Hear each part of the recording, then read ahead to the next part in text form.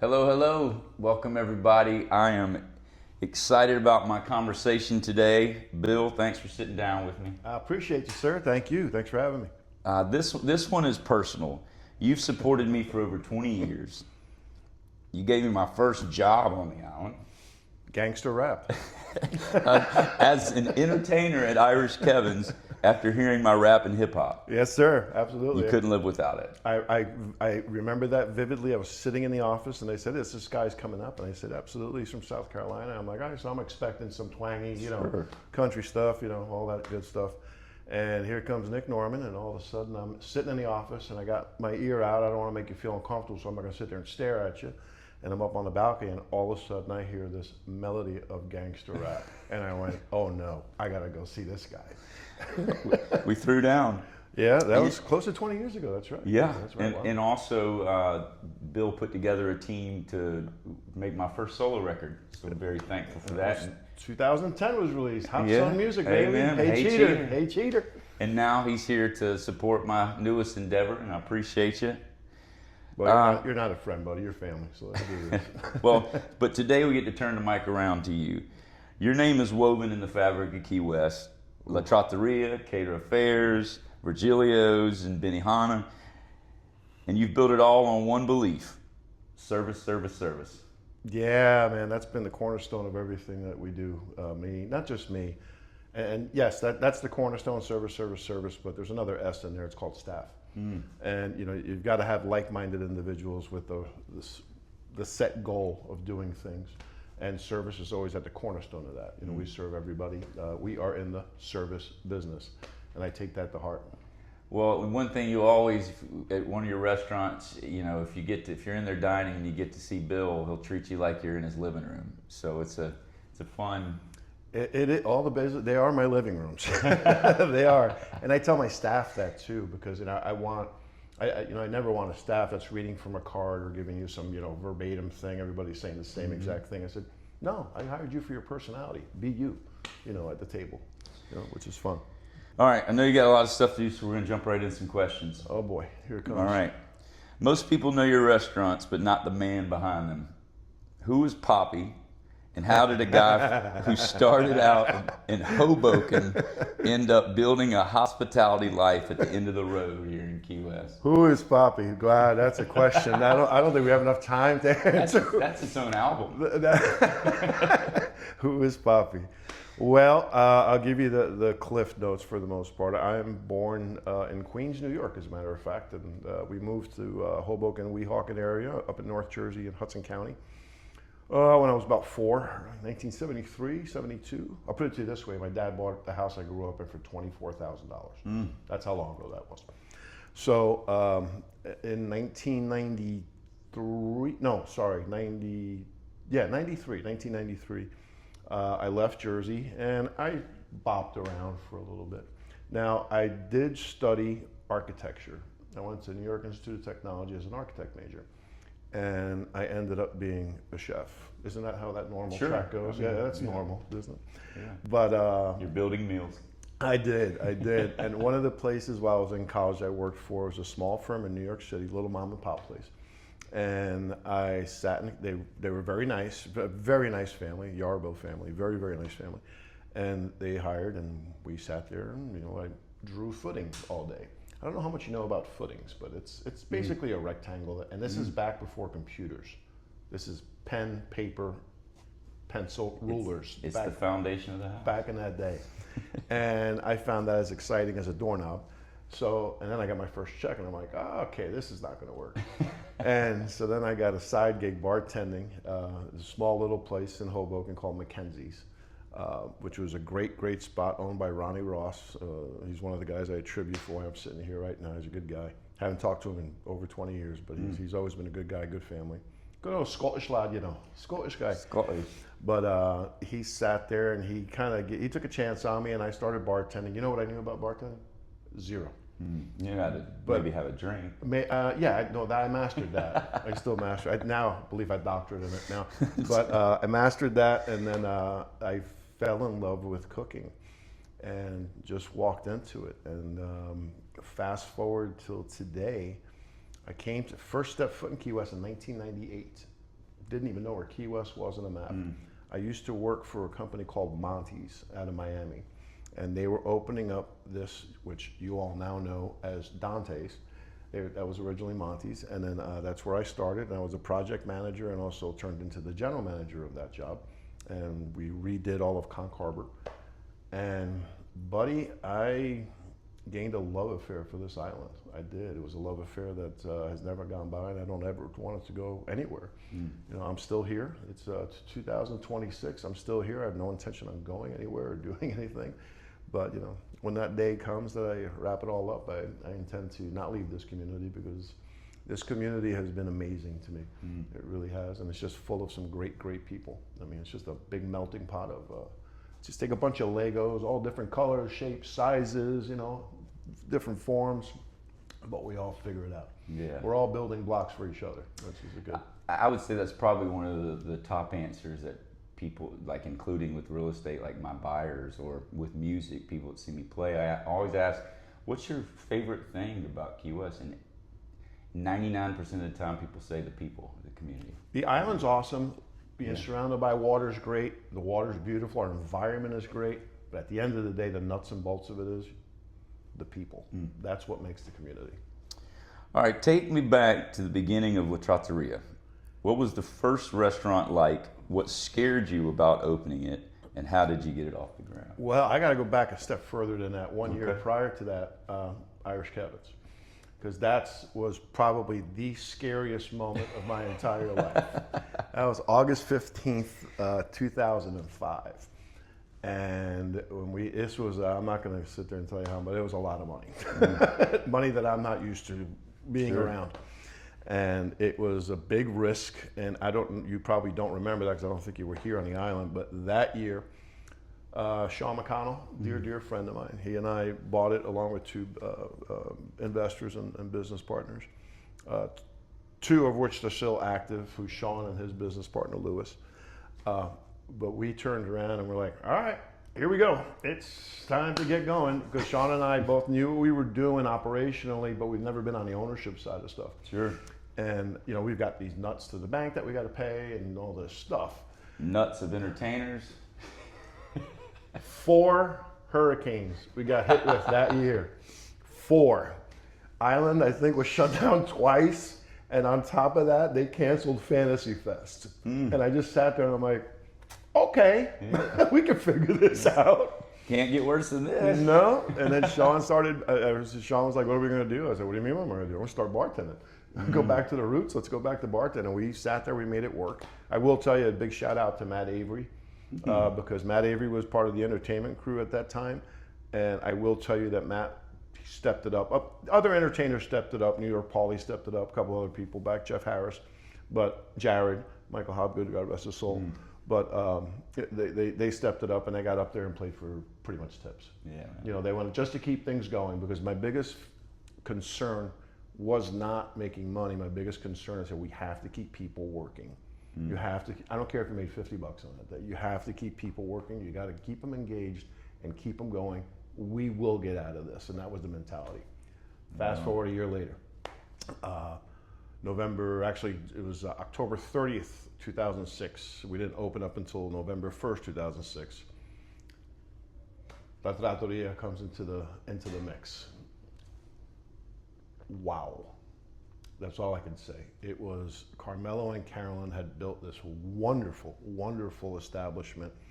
And it wasn't a restaurant. It really wasn't. It was a family. Sure. It was a family, and it fell in line with my views on how to run this. You know, the old saying, it's not personal, it's just business. That's bullshit, please excuse me. It is extremely personal because it is your business. Yeah. And again, it's not just about me or my partners or making money. It's about the entire thing, how it comes together, and I go back to staff. You know, one piece of advice I give people all the time is don't ever follow money. If you follow money, you'll be chasing a carrot that you will never, ever catch. Be good enough that the money follows you. And that's a very, very big lesson that I learned a long time ago, and I still carry that on to this day. And La Trat has changed my life. It really has. Yeah, it changed my life too. It's where me and my wife, well, dating at the time, it's where we got to know each other. We would get the 2 spots when on Aaron. Yeah. Aaron would be Yeah. bartending, and she'd put us in the little corner over there, and we just. Aaron's family, Kathy and Carl's family, Yes. they're all Pip, his family, Alex, everybody. I remember that comp, you and Kelly. I think I remember that. Yeah, well, no. Now that you come to think of it, I can't remember paying. Do we still have? All right, so Catered Affairs My baby. has put you in the room for events with big names. What's a story that captures how wild and unpredictable catering can be? Catering is a different animal. No 2 events are the same. I have done events for one of my clients was Oprah Winfrey back in Miami. Who? Oprah. Oh. She used to live in South Beach. I don't know if she still does or not. This is back in my Monty days. And they was there that the idea of Catered Affairs came into my head. I said, Gotcha. I'm going to open something up one day, but I'm going to run it this way. This is back in the day, and you may not know this about catering or not. They used to charge you for a fork. Mm-mm. Can you imagine getting a bill? By the way, you've got 35 cents per fork, and you have to sit there and I'm like, yeah, we're not doing that. Yeah. We're not doing that. I tried to simplify everything. Gary Payton, I don't know if you remember Gary Payton, Sure. From the Seattle Supersonics. Very, very nice guy, by the way. Very, very nice guy. And then down here, with you, I've met, and through your lovely bride, Kenny Chesney, Lee Bryce, and Nick Norman.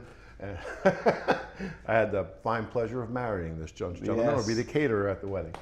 But yeah, it's been a wild ride, and we've met some wild people. Really, all good people. It's the one thing about catering that I love. You are always walking into a positive situation. Always. At the restaurant, we try to hit a home run every time. We do. Our head is 100% every time. Do we achieve that every time? No. We fall short every once in a while. It might be a mistake, a communication error, something that happened, or just someone didn't like the food, which happens. But we have an opportunity to correct that through some inviting back, through a drink, or through dessert. Catering, there's no second chances. Right. You got to be good the first time, and that's it. And I'm the type of person, I'm pretty sure you well know, I'm like, bring it. Bring it. And I love doing that. And so far, we've had a very good track record so far, and everything's been good. And again, it revolves not around me, it revolves around my team, because I have, my daughter now works with us. My wife's the vice president of the company. Martina is our director of catering, and she started out as a server. It's just my head chef, which Walter Salguera, he started out with us as a line cook downtown, and he's now the executive chef at Catered Affairs. And it's fun, and it's fun to watch, it's fun to create, it's fun to do different things. Remember your wedding? I do. I was going to bring up our wedding because, you catered it, you made a special dessert thing. Dessert, what would it be? Is that the technical term? Yeah, the dessert station. It was a dessert station, that's the technical term. And you made the cake that was a guitar pick, and it said Taylor on it, which turned out to be our daughter's name. Yeah, TK. So it was pretty awesome. Yeah, she will surpass you very shortly. Oh, sir. man, she thinks she already has. Oh, that girl's all personality. All right, so we're going to get into the little business side of it. Key West sells itself as paradise, but running a business here has some real challenges. Labor, housing for your staff, the cost of everything arriving over a 100-mile highway. What's the part of operating here that outsiders just don't understand? Well, all 3 of the things you just mentioned, the cost of things, that's not as important because things go up and down. That's just, food, especially food, is a commodity. Beef could be this amount of dollars one day and this amount of dollars the next. That's why sometimes you go to restaurants, you see market price, market price, market price. I try to stay consistent. Sometimes I eat it, take it on the chin. Sometimes I make some money on it. It's all evened out throughout the year. I don't look at today, I look at the whole year. Now, in saying that, our biggest problem is labor, is our biggest problem down here. Just, it's a little bit of a self-induced wound for certain items. I'm not going to get into the whole thing, but we've lost quite a few people here just because they can't afford to live here, and housing is a very close second.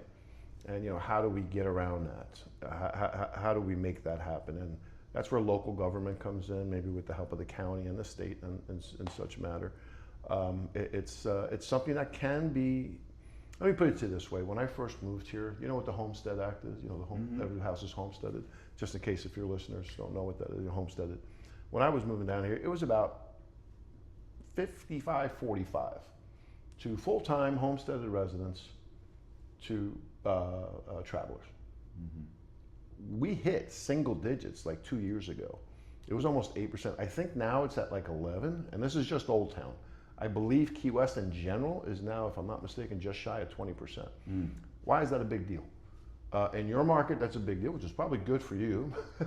But in my world, that is removing employee housing all over town, which makes everything more expensive, which limits the amount of people that we have coming in. Sure. That's just economics 101. And you know, how do we, so we have all identified the problems, we know what it is, but the hard part is coming up with solutions. And we have to figure out how to get that balance back. Once we have that balance back, then I think we'll move in a positive direction. You know, look at a ladder. You know, right now in Key West, and I hate to say it, but it's the truth. You know, I don't think anybody can deny it. If you look at a ladder, Key West has the first 2 steps and the last 2 steps, but it's missing every other step to get to that point. And you know, opportunity, which I preach about, it's like gospel to me. Besides service, it's opportunity. Even if the people who are here, they want to better themselves and get to a better place, well, that's a pretty big jump when you're going from here to there. You know, you're gonna need baby steps along the way, and that's really the natural progression of things. And that's what I would like to see in Key West, is bring that back, the balance back, and that would help all businesses, including in the cost and the labor and everything else. Thank you for my political moment. My name is Bill A. I approve my message. So I think I'll ask this question anyway if you want to expound on it a little bit, but I think you answered a lot in that last statement. You watched the island change for decades. When you look at where Key West and its tourism are heading, cruise ships, rising costs, who can afford to live and visit here, what excites you and what worries you? You know, you can kind of hit on some of those things. Well, you know, what excites me is that, okay, let's take the nucleus of Key West, which we've both identified as the people. That really hasn't changed. We still have really, really good people here. That's awesome. Let's keep that going. This and that. What scares the hell out of me of what's happening so far, number one, is the cost and labor and housing and all that stuff. But what really, really scares me right now is we have gone from a world of having a conversation to now having arguments. Where we used to be able to discuss something. You and I may not agree on something, which is fine. You know, you've had your view, I have my view, you tell me why you did that. I guess I can't be up here because there's the elephant in the room, which I'll talk about because it was something that drove me absolutely crazy, was the cruise ship thing. It drove me absolutely nuts. And the reason it drove me nuts is because, and I tried to talk. I'm like, hey, can we figure this out? I understand what you want to achieve, but there's a way of doing this methodically with a comprehensive plan to make that work. Well, and I hate to say the other side, because but it was the other side. They said absolutely not. They just chopped it at the knees. What was the result of that? Fellow citizens, servers, small business owners, probably half of them left the island because their livelihoods were completely affected and upended, 100%. And that's what scares me about the island. And to go back to my original statement, I'd like to get back to an area, and I use that word again, balance, that we're not having arguments. Stop attacking each other. You know, Facebook's awesome, but it has turned into a vehicle of just evil in some instances, really, really bad. You know, we say the word keyboard cowboys. You know, I come from a place that says, I'm sorry, what'd you say? All right, here's my address. I'm going to go to your house. Let's talk about that face to face. Because I guarantee you the rhetoric will be a little bit backened off by that. So as good as Facebook is and Instagram and all that stuff, it's also a little bit of a entitlement or empowering some people because, you know, they can be in Oshkosh. And everybody's got an opinion. And everybody's got an opinion, and everybody's entitled to an opinion. But the one thing people aren't entitled to are facts. Everybody's entitled to an opinion, but you're not entitled to facts. And the way we fix those things and come up with solutions, everybody listening to this podcast and really in this town can identify what's wrong. And I'm pretty sure 99% of the time we're all on the same page. The hard part is I want to be the small part of the solution. How do we make it? How do we fix it? We all identify what's wrong. We got that. Right. How do we fix it? How do we make it better? And I believe the first step to doing that is going back to having conversations, not arguments. I agreed. You know, that's something I think about a lot. Is when did we come into this time that we can't agree to disagree? Correct. You know, when did we come in this time where we still can't support each other just because based on their view on this is different from mine? Absolutely. Listen, and I have no problem saying this. I'm a Republican. I've been a Republican my entire life. My parents are immigrants from Cuba. They came here in the early 60s. They know what it's lived to live under a government-controlled business world. They did not want that for me. They gravitated towards the Republican Party because Republicans, less government, go do your thing. Be as good or as bad as you want to, knock yourself out. Don't rely on the government, go, go, go. Now, in saying that, there's some really good democratic points that need to be discussed. Sure. Really, really good. And I'm talking politics because we're in an election year. Let's not, let's face the facts. Are you running? I am not. Zero, sir. No. But the skeletons that are open up in that closet. But it's just we need to get back to being able to have a conversation. You know, I'm a Bill Clinton Republican. Mm-hmm. I voted for Bill Clinton back in the day because he was the better candidate. I can't imagine someone doing that right now. The first thing people do right now is what letter is next to your name, R or D? And by the way, on the political side, that's why the I's, that party, which no one talks about, but the independent party is growing bigger and bigger and bigger and bigger, if you think about it. No one talks about that, but eventually, somewhere down the road, I'm not saying tomorrow, but somewhere down the road, it's got to be influential. Well, it's like the gray area was taken away, and the gray area is where we should. That's where we should all live. Yeah, we should all live there. Yeah, absolutely. We should all live there for sure. All right. Well, I know you got some stuff to do. A couple more questions, if you don't mind. That's a nice way of him telling me to get the hell out of here. You said with growth comes opportunity. Yes. 100%. And that a lot of what you do is about creating jobs for people. When you eventually hand the keys to someone else, what do you want your mark on Key West to have been beyond restaurants? Wow, that's a good question. Honestly, that I've done my best to do my part to give people opportunities. One of the best things, one of the programs I have at my restaurants is first-time home buyers. We give them $10,000 to help them with their down payment to that, because that means they've progressed, they've moved ahead. Now that could be a double wide, that could be an apartment in Salt Ponds, that could be living on Southern Street, wherever. Right. I don't care, I don't judge. God bless you. But it's that giving someone an opportunity. Watching people go from here to here is fulfilling to me. I get a smile from ear to ear on my face. When we have very little turnover, but when people do leave us, the first question I ask is, okay, where are you going? Just kind of curious, where are you going? And they said, well, someone offered me 50 more cents an hour to go do that. I go, that's a lateral move, brother. I said, I want you to leave, but some of the people I have working for me, you might know one of them, Chris Orth. He's a realtor in town. I turned around to him one day and he looked at me like I was crazy. I go, I need you to quit here one day. And he turns around and goes, I'm sorry? He goes, I need you to quit. And he goes, why? I said, because if you're still working here in 3 or 4 years, that means you either given up the real estate business or haven't done enough to succeed in it. I need you to progress in it. And he was like, I get what you're saying. I said, move on, move forward. Paula Turner, who used to work for me. I don't know if you know Paula? I know Paula. You know Paula? Yeah, she's a nice girl. Her and Mike. I don't know if you know Mike? Good guy. Paula's wife. Paula's wife, yes. Paula Turner, she used to cocktail for us at Irish Kevin's. And she was going to nursing school. And she talked to me one day. She goes, I'm not sure I want to go do this anymore because the money I'm making here is great. I go, I will fire you. I will fire you. Move forward. In Spanish, we have a word for that. It's called pa'lante. Pa'lante. Pa'lante. That means moving forward. Pa'lante. My father, my family, we all say the same thing. Pa'lante. Pa'lante. Move ahead. Move ahead. Yeah, I remember that one. All right. So I appreciate you being here. Are you up for a little lightning round? Like, ooh. Spit it. I'm in. Let's do it. It's coming quick. I love it. Let's do it. All right. Cuban Missile Crisis. And this is the great first question for you. If you could have one last meal in Key West, what would it be and where? Bitén empanizado, rice and beans, and plátano maduro from Siboney. Ooh, good answer. If you could spend one day with anyone, living or dead, who would it be and why? Ooh, Ernest. Ooh. Ernest, yeah.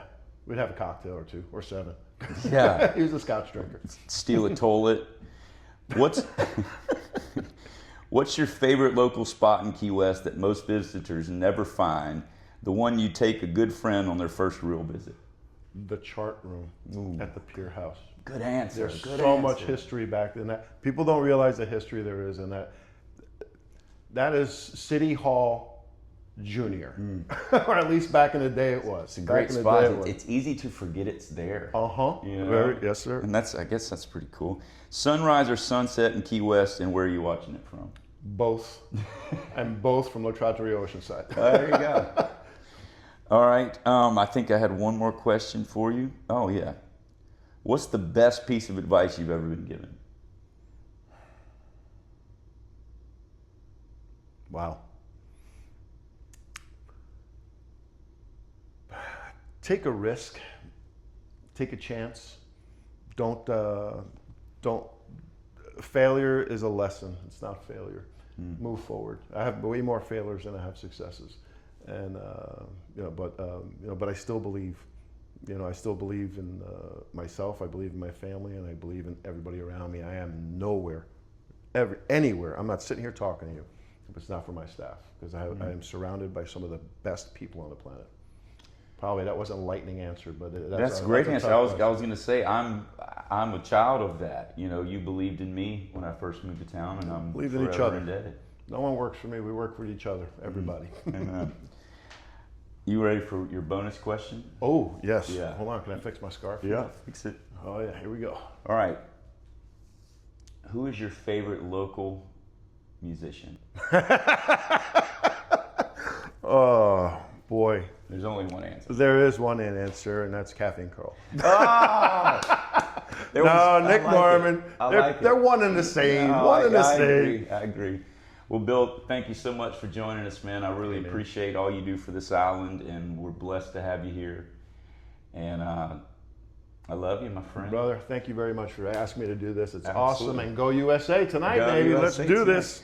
Remember, go to check out La Trattoria, Virgilio's, some of the greatest places on the island. And when you have an event, call this guy, and he'll bring his Catered Affairs truck. Cheers, everybody. Thanks for tuning in, and we'll see you next time. Get excited, baby.